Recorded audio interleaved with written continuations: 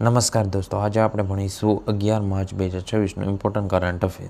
સૌથી પહેલો પ્રશ્ન છે, આઈસીસી T20 વર્લ્ડ કપ 2026ના ફાઇનલ મેચમાં મેન ઓફ ધ મેચનો ખિતાબ કયા ખેલાડીને આપવામાં આવ્યો છે?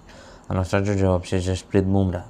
ભારત અને શ્રીલંકા દ્વારા સંયુક્ત રીતે આયોજિત T20 વર્લ્ડ કપ 2026ની ફાઇનલમાં ભારતે ન્યૂઝીલેન્ડને હરાવીને સતત બીજી વાર, કુલ ત્રીજી વાર ખિતાબ જીત્યો છે. ફાઇનલ મેચમાં 4 વિકેટ લેવા બદલ જસપ્રીત બુમરાહને મેન ઓફ ધ મેચ જાહેર કરાયા હતા, જ્યારે Sanju Samson player of the tournament બન્યા હતા. પ્રશ્ન બીજો, મદ્રાસ હાઈકોર્ટના નવા મુખ્ય ન્યાયાધીશ તરીકે કોની નિમણૂક કરવામાં આવી છે? આનો સાચો જવાબ છે જસ્ટિસ સુશ્રુત અરવિંદ ધર્માધિકારી. ભારતના રાષ્ટ્રપતિએ બંધારણની કલમ 217 હેઠળ જસ્ટિસ સુશ્રુત અરવિંદ ધર્માધિકારીની મદ્રાસ હાઈકોર્ટના 55મા મુખ્ય ન્યાયાધીશ તરીકે નિમણૂક કરી છે. તેમને તમિલનાડુના રાજ્યપાલ R.N. રવિએ શપથ લેવડાવ્યા હતા. પ્રશ્ન ત્રીજો, શિકાગો એલ્યુમની એવોર્ડ જીતનાર પ્રથમ ભારતીય અર્થશાસ્ત્રી કોણ બન્યા છે? આનો સાચો જવાબ છે કે.વી. સુબ્રમણ્યમ. યુનિવર્સિટી ઓફ શિકાગો દ્વારા અર્થશાસ્ત્રના ક્ષેત્રમાં વ્યવસાયિક સિદ્ધિઓ માટે આ એવોર્ડ આપવામાં આવે છે.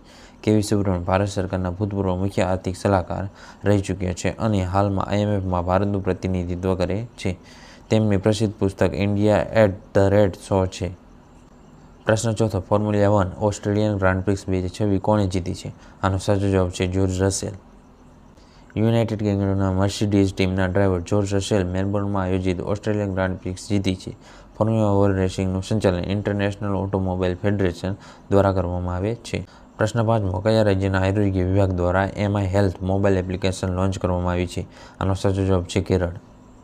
કેરળ સરકાર નાગરિકોને ઘરે બેઠા સરકારી હોસ્પિટલની સુવિધા, બેડની ઉપલબ્ધતા, લેબોરેટરી ટેસ્ટ અને ઓક્સિજન સિલિન્ડર જેવી માહિતી પૂરી પાડવા માટે MI હેલ્થ એપ લોન્ચ કરી છે. આ એપથી 10 કિમીના દાયરામાં ઉપલબ્ધ આરોગ્ય સેવાની વિગતો જાણી શકાશે. પ્રશ્ન છઠ્ઠો, ભારત અને કયા દેશ વચ્ચે સંયુક્ત સૈન્ય અભ્યાસ લે મેતેઈ 2026નું આયોજન કરવામાં આવી રહ્યું છે?